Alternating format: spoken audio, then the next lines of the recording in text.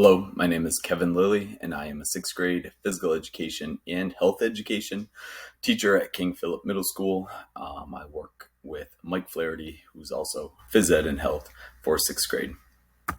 Here we have our units of study for phys ed and health. Students will have 2 rotations of phys ed and 2 rotations of health. The rotations are about 36 school days in length. In phys ed, we have adventure education. We have creative dance, where the students will learn break dance moves and create their own dance using breakdance moves. Fitness is implemented throughout both rotations. We have fitness stations, and students learn how to work out and stay fit and healthy as a middle school student, so appropriate for their age level. Then we have team sports, which is a bulk of our rotations. There, the students will apply the skills and strategies that they've learned in elementary school in a team setting. And then we also have track and field, where they work on individual skills, throwing, jumping, running, and hurdling. And then in health education, we have our 2 units of study. The first rotation, they will work on communicating during adolescence, learning how to be a good communicator. What are the skills necessary to be able to communicate with their peers and also the adults that they are now encountering in their life.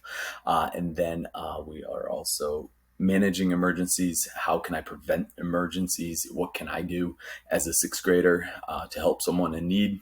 And then managing middle school, coping, stress, reducing strategies, time management, things like that, the importance of sleep. And then refusing nicotine, being able to have those refusal skills, what to do in a situation when someone is offered nicotine, having the knowledge of what actually it does to the body and some of that background information and how that can be helpful in a situation like that. In health, they do receive a letter grade for each rotation. Everything's in Power School. All their assignments are in Google Classroom, along with the scoring criteria, so the students know how I am grading them.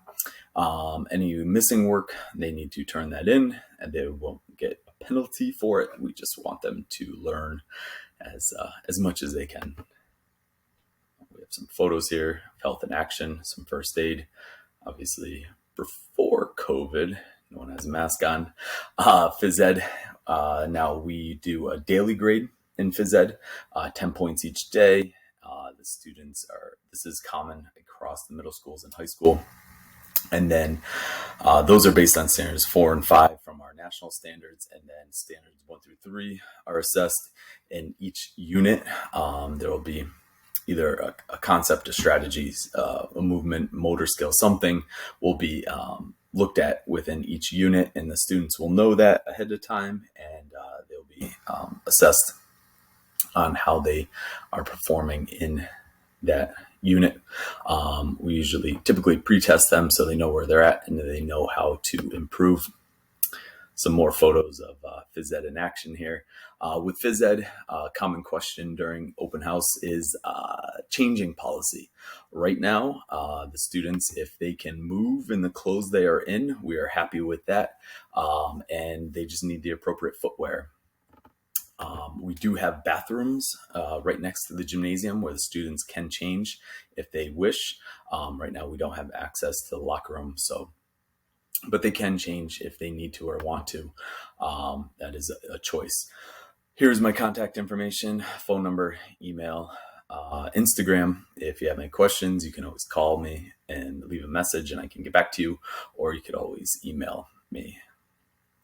Thank you very much and have a good